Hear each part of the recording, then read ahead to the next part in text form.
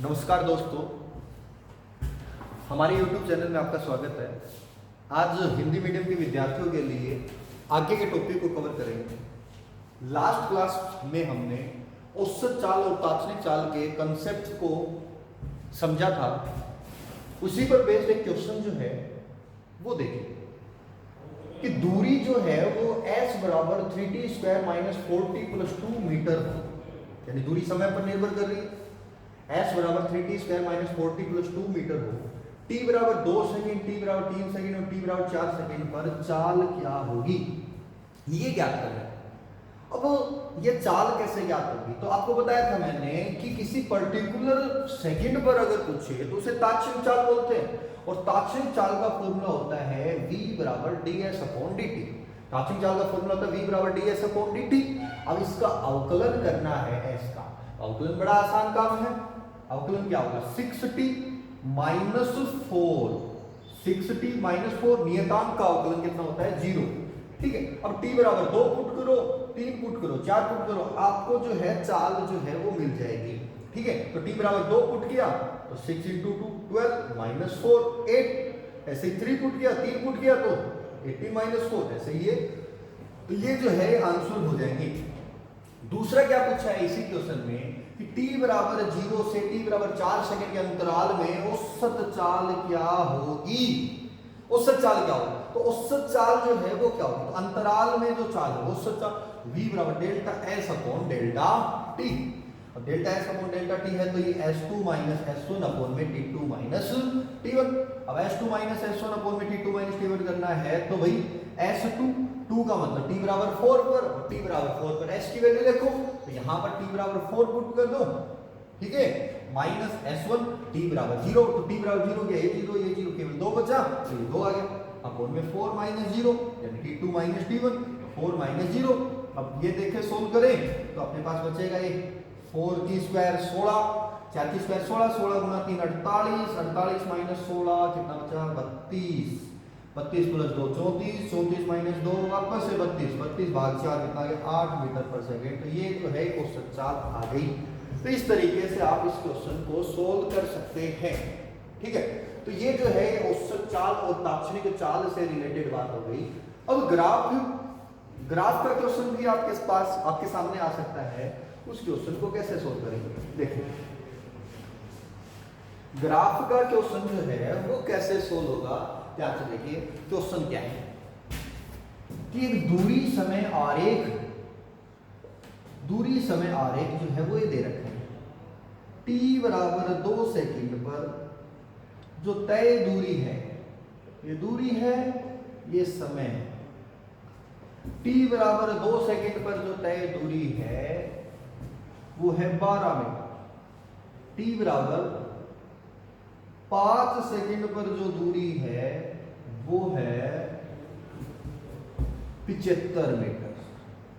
t बराबर 2 second पर जो दूरी है वो 12 मीटर, t बराबर 5 सेकंड पर जो दूरी है वो 75 मीटर। अब पूछेगा t बराबर 1 सेकंड, t बराबर 2 सेकंड, t बराबर 3 सेकंड,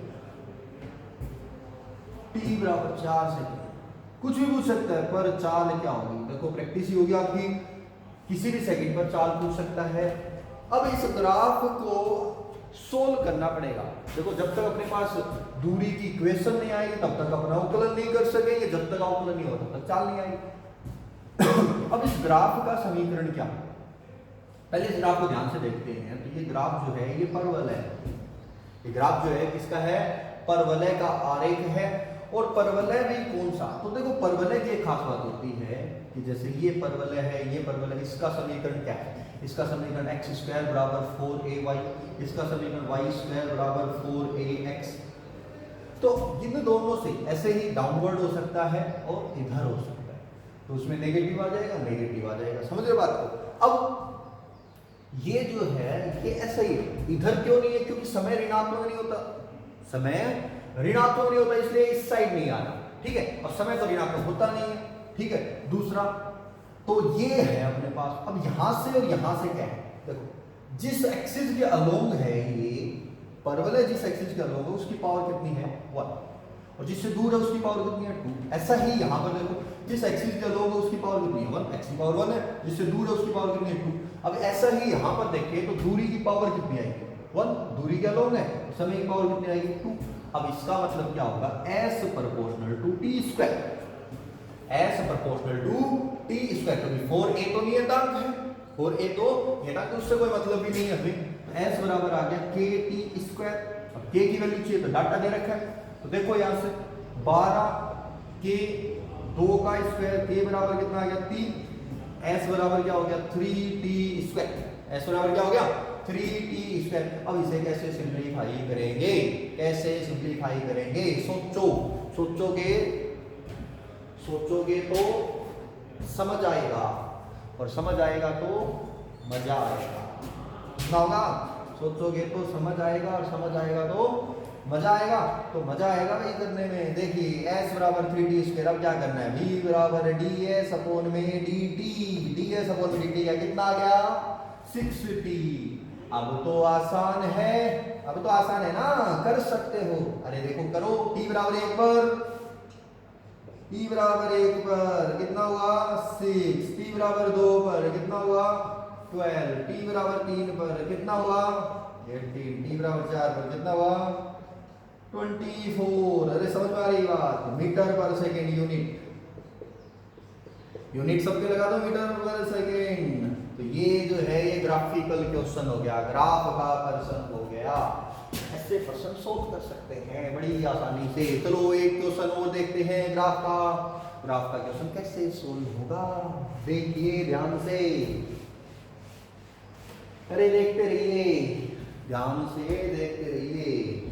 देखिए ये क्वेश्चन तो बड़ा ही सिंपल है, अगर तुम कर लो तो क्या दिक्कत है।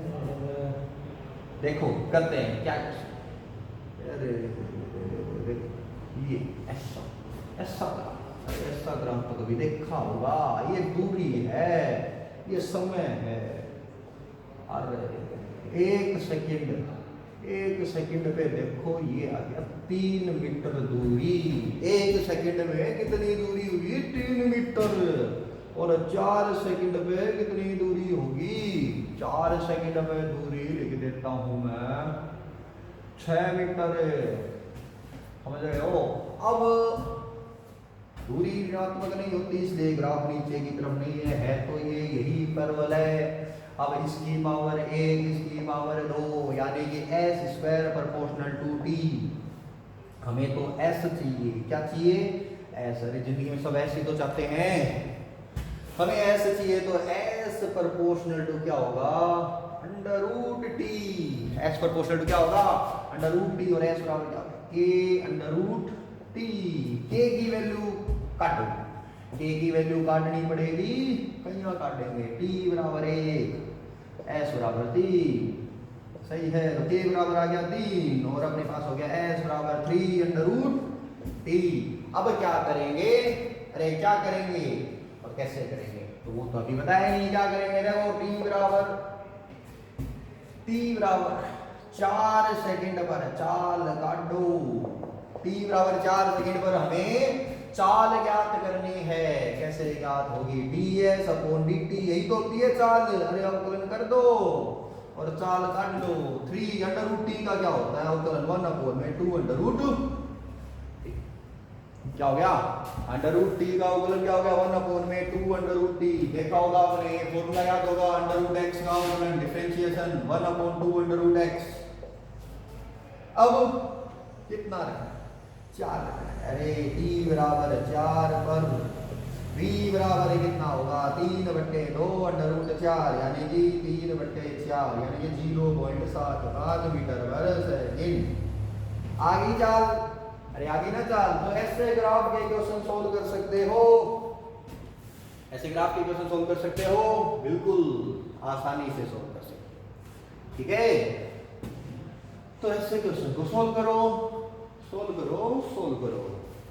तो ये अपना जो औसत चाल और तात्विक चाल है उसका टॉपिक यही कंप्लीट होता है। अब आगे अगर बढ़े आगे अगर बढ़े तो नेक्स्ट जो हेडिंग आती है वो आता है वेग। वेग में औसत वेग, अरे वेग बराबर तो पता ही है, वेग में औसत वेग और वेग में तात्क्षणिक वेग। वेग में औसत वेग, वेग में तात्क्षणिक वेग, वेग का सूत्र होता है विस्थापन के भाग में समय।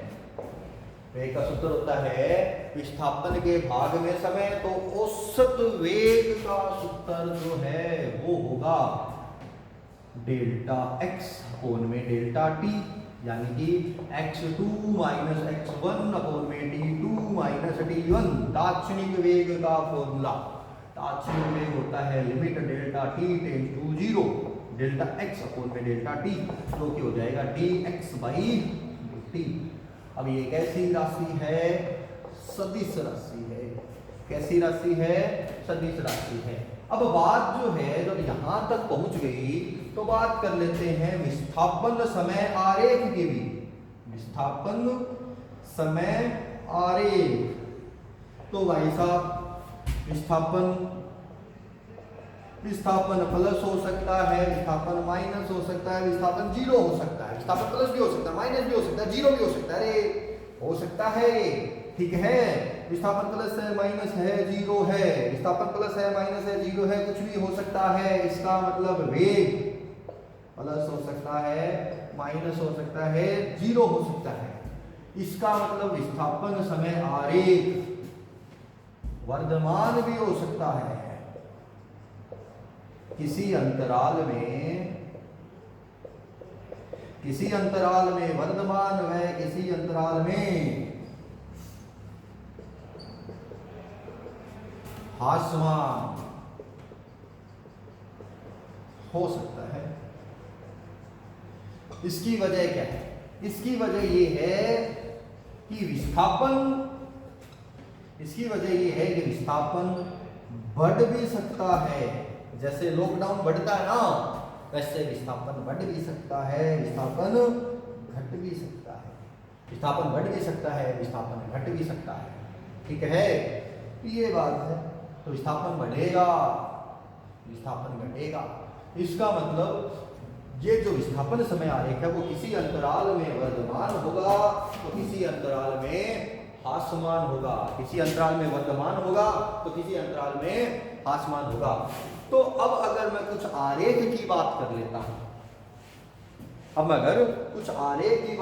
हूं, या करता हूं, तो देखिए ध्यान से देखिए,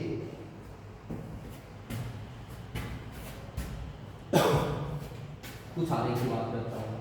ये विस्थापन समय, क्या ये विस्थापन समय आरेख हो सकता है? अरे तो क्यों नहीं हो सकता? अरे विस्थापन ऋणात्मक है, क्या विस्थापन ऋणात्मक हो सकता है? बिल्कुल हो सकता है, सही है। विस्थापन बढ़ सकता है, बिल्कुल बढ़ सकता है। तो ये तो विस्थापन समय आरेख संभव है।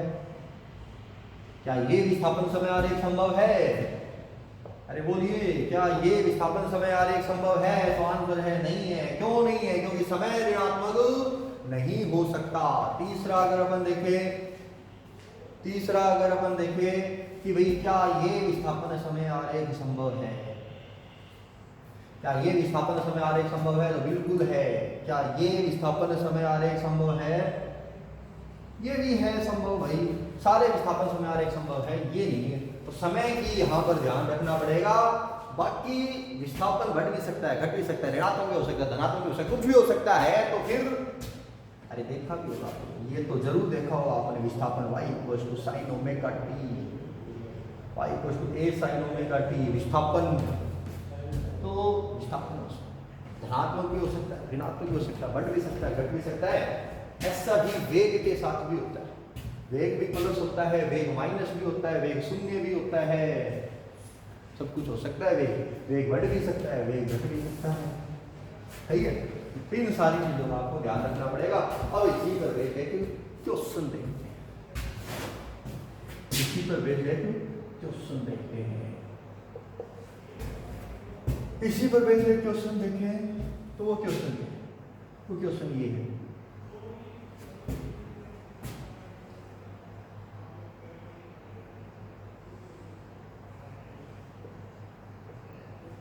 ये एक विस्थापन समय आरेख,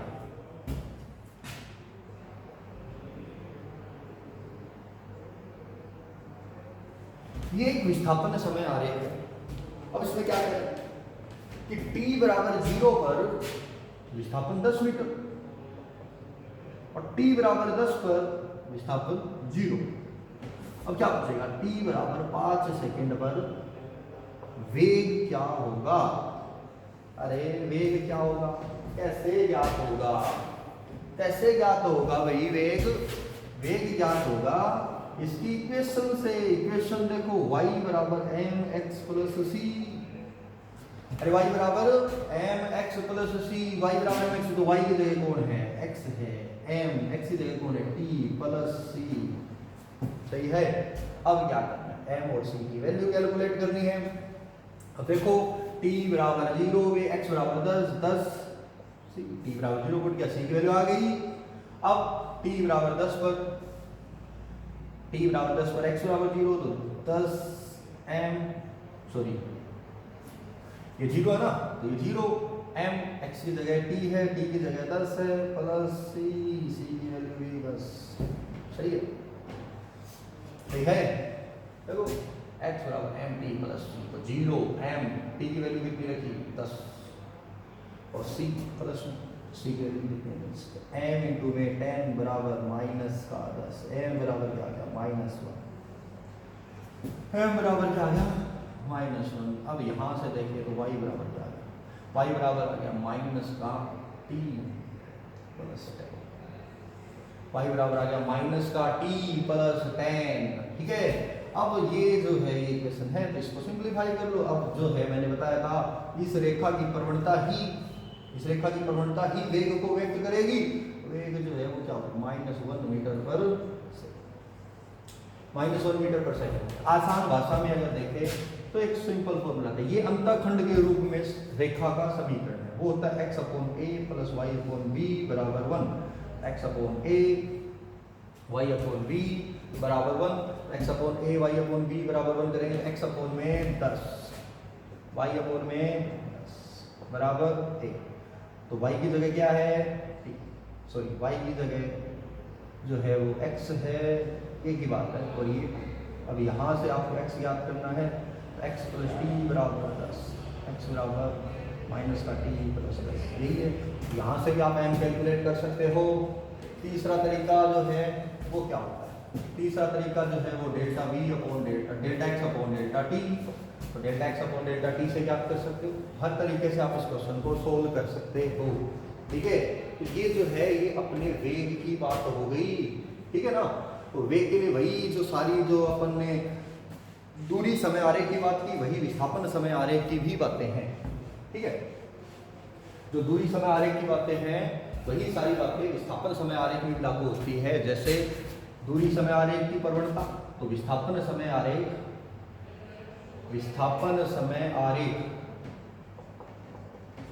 के किसी बिंदु पर स्पर्श रेखा की प्रवणता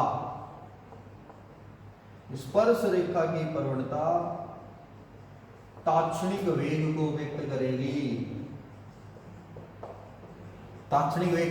दूसरी बात, आरेख सरल रेखा हो तो तात्क्षणिक वेग जो है वो बराबर होगा औसत वेग के। तात्क्षणिक वेग और औसत वेग दोनों क्या होंगे, बराबर होंगे। इस बात का भी आपको ध्यान रखना है। ठीक है, तो यहाँ पर अपना ये जो टॉपिक है वेग का और चाल का, ये कंप्लीट होता है। नेक्स्ट जो टॉपिक है वो अपन नेक्स्ट वीडियो में देखेंगे। तब तक के लिए धन्यवाद।